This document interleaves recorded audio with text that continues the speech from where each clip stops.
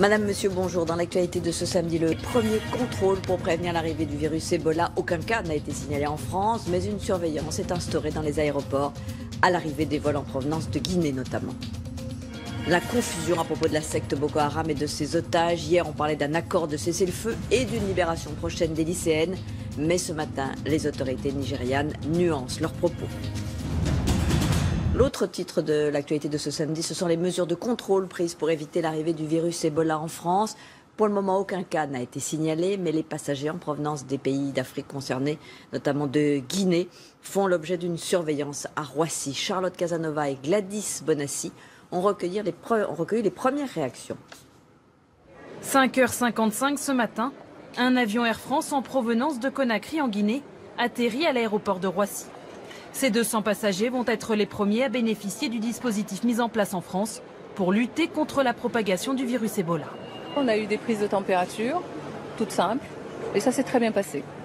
Donc si ça peut réduire la psychose et la stigmatisation sur Ebola. La population française commence à avoir peur, c'est normal qu'on les rassure. Moi ça me rassure. C'est mieux que de fermer les frontières. Une prise de température au thermomètre laser. Une mesure déjà prise à Conakry avant l'embarquement. En Guinée, les contrôles sanitaires se multiplient. Il y a des seaux avec pas mal de javel, tout le monde se lave la main plusieurs fois par jour. Après avoir salué quelqu'un, il faut te laver la main. C'est jamais trop. Ebola fait tellement de victimes qu'aucune mesure n'est en excès. Une fois dans l'avion, un questionnaire de traçabilité est distribué aux passagers. Si l'un d'entre eux se révèle symptomatique, il est isolé au fond de l'appareil. Le dépistage à l'arrivée n'est pour l'instant prévu que pour la seule liaison directe entre la France et l'un des pays touchés par Ebola. Mais à Toulouse, le personnel navigant se veut rassurant. À partir du moment où les passagers n'ont pas de température à bord, il n'y a pas de raison de ne pas faire les vols. Donc pour nous, ça ne nous pose pas de soucis à l'heure tout de suite, là maintenant, non. Les passagers prendront leur température pendant 21 jours, le temps d'incubation de la maladie. Le virus a fait 4555 morts, principalement en Guinée, au Libéria et en Sierra Leone. En tout cas, la peur d'une propagation de ce virus Ebola s'est répandue dans de nombreux pays. Après le Belize, le Mexique vient de refuser l'arrivée d'un bateau de croisière américain transportant une employée de l'hôpital de Dallas où un patient avait trouvé la mort. Le récit de Julien Beaumont. La croisière promettait d'être superbe. Sauf que parmi le millier de passagers, il y a à bord une responsable du laboratoire de l'hôpital du Texas où il y a eu une victime d'Ebola. L'américaine n'a pas eu de contact direct avec le patient, mais elle a pu manipuler des échantillons prélevés sur lui. Alors elle s'est mise avec son mari en auto-quarantaine. Elle prend sa température régulièrement et 19 jours après, elle n'a développé aucun symptôme. Pour ne prendre aucun risque, les autorités américaines pensaient pouvoir l'évacuer lors d'une escale au Belize. Mais le gouvernement local a déclenché une mini-crise diplomatique car il n'a voulu prendre aucun risque. Il y a une menace pour les habitants de Belize. Dans ces conditions, ma réponse ne pouvait être que non. Dans ces conditions, le paquebot rebrousse donc chemin. Il est attendu demain à son point de départ, avec ce sentiment que personne n'ose s'attaquer au problème. C'est une réaction excessive, mais c'est le problème avec Ebola. Car la peur suscitée par ce virus est énorme, et ce partout dans le monde. Alors même que personne n'a compris comment la maladie se transmettait. Même le président américain a souhaité remettre les choses dans leur contexte. Ce que nous voyons en ce moment, ce n'est pas une épidémie d'Ebola aux États-Unis.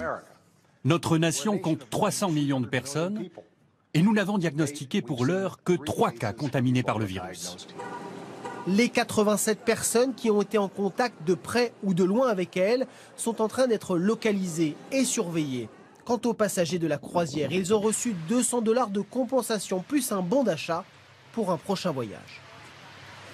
Autre temps fort de l'actualité, les incertitudes à propos des otages de la secte Boko Haram. Hier, on annonçait un cessez-le-feu et la prochaine libération des 219 lycéennes. Mais ce matin, les autorités nigérianes affichent beaucoup plus de prudence. Le point avec Lise Rondoudouble.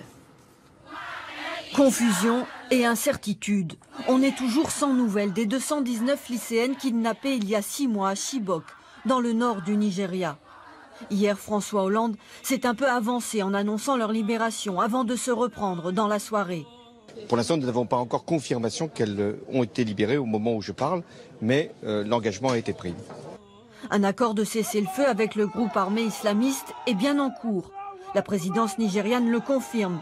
Mais rien n'est réglé, ajoute le porte-parole des services de sécurité. Les négociations se poursuivent grâce à la médiation du président tchadien Idriss Déby. Mais des zones d'ombre demeurent. Combien de prisonniers de la secte Boko Haram le Nigeria va-t-il libérer? La liste n'est pas encore définie et Boko Haram ne s'est pas encore exprimé. Mais de plus en plus d'islamistes craignent d'éventuelles frappes aériennes. Leurs zones sont survolées régulièrement depuis quelques mois par les avions du renseignement américain, britannique et français. Dans le même temps, Boko Haram est passé de la guérilla à l'annexion de territoires dans le nord-est du pays et maintenant tente des incursions au Cameroun. Prudence donc, car l'annonce de la libération des lycéennes survient juste au moment où le président nigérian Goodluck Jonathan est censé révéler sa candidature à sa propre succession, une élection où les questions de sécurité seront essentielles. Et pour mieux comprendre la situation sur place, nous retrouvons notre envoyée spéciale au Tchad, Patricia Lémonière. Le Tchad est un pays voisin du Nigeria. Et c'est là, Patricia, qu'auraient eu lieu les négociations? Eh bien, c'est toujours avec une extrême prudence que l'on accueille ces informations. Si elles devaient s'avérer exactes, si la présidence du Nigeria avait raison, eh bien, ce seraient deux rencontres secrètes qui se seraient déroulées entre des représentants de Boko Haram et des envoyés spéciaux du Nigeria sur le sol tchadien. Et puis, il y a aussi ce voyage de Jonathan Goodluck, le président du Nigeria, à Djamena en septembre.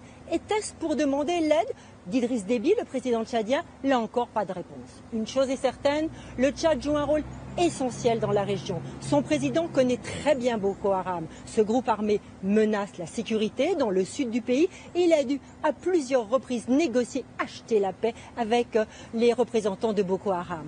Alors, si les jeunes filles sont libérées, eh bien ce sera une nouvelle fois le Tchad qui s'affirme comme leader incontournable et incontesté dans la région.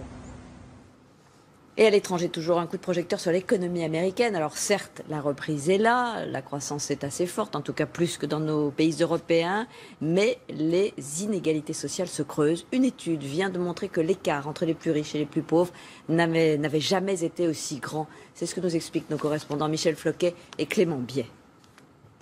Sean Foley est un agent immobilier heureux. Dans les banlieues chics de Washington, il réalise les rêves de ses clients.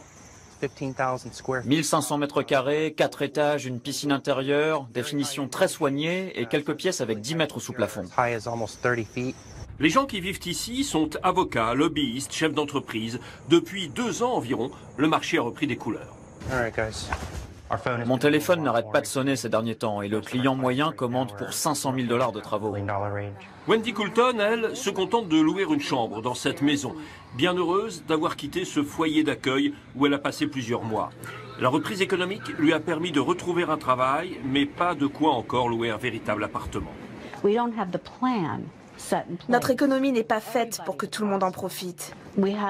On a des milliers, des millions de gens qui n'arrivent pas à s'en sortir et qui sont dans la rue. Et ça, c'est l'échec de notre pays. L'Amérique produit de plus en plus de richesses. Le revenu moyen a augmenté de 4% ces 3 dernières années, mais très peu de gens en profitent. Les premiers 1% ou 5% font bien mieux que le reste de la population. L'écart entre la classe moyenne et les plus pauvres n'a pas tellement bougé. C'est réellement l'écart entre la classe moyenne et le sommet qui s'est creusé. Je ne vois pas à court terme comment cette inégalité pourrait se réduire. Cette question des inégalités revient au cœur de la vie politique américaine avec la symbolique des 1%. Ces 1% d'Américains les plus fortunés qui se partagent aujourd'hui plus de 40% de la richesse nationale. Et voilà qui nous amène à parler de la journée mondiale du refus de la misère. À cette occasion, une exposition choc est organisée par Médecins du Monde à Paris, sur le parvis de l'Hôtel de Ville. 12 portraits qui illustrent le thème de la précarité. Gwenaëlle Bellec et Christian Barthès nous les présentent. Ce sont 12 portraits et autant d'histoires d'enfants, d'hommes et de femmes en situation de précarité, tous passés par Médecins du Monde pour des soins. Comme Armelle, 22 ans, elle rêve d'une vie meilleure, 3 mois après avoir traversé la Méditerranée, depuis la Libye, au péril de sa vie. Je savais que je pouvais mourir, mais je suis très courageuse. Quand je pense à mon parcours, c'est ça qui m'énerve. Parce que si je dis j'ai risqué ma vie pour arriver et voir, je sais pas, peut-être demain ça sera mieux. Mais pour l'instant, c'est vraiment... C'est pas facile. C'est pas facile. Armel ou Martin, tous sont passés par cette consultation de Médecins du Monde. Ça vous fait mal à la poitrine quand vous faites des mouvements. C'est des personnes qui ont mal un peu partout sans qu'on puisse faire des diagnostics précis. Mais en fait, quand on les interroge un peu, ils dorment soit sur un banc dehors, soit sur des mauvais matelas à 5 ou 6 dans la même pièce. Martin a lui aussi vécu une traversée à haut risque depuis le Maroc. C'est très dangereux, quoi. Pour traverser, il y a des gens qui essaient 40 fois, ils n'arrivent pas. Moi, j'ai essayé 17 fois. Il y avait des fois où on chavirait dans la mer, il y avait des fois où les policiers marocains nous récupéraient au bord de l'eau. C'est la catastrophe, c'est la galère, donc on se sent un peu abandonné. Sur les photos de 6 mètres de haut, il y a encore Diego, 15 ans, arrivé seul en France. Durovté, 10 ans, vit avec ses parents dans un bidonville. Pas de certificat de vaccination, il ne peut pas aller à l'école. Tous sont remplis d'espoir, comme beaucoup des patients de Médecins du Monde. C'est la fin de ce journal. Nous nous retrouvons dans un petit instant pour votre magazine reportage et puis naturellement à 20h pour le journal. À tout de suite.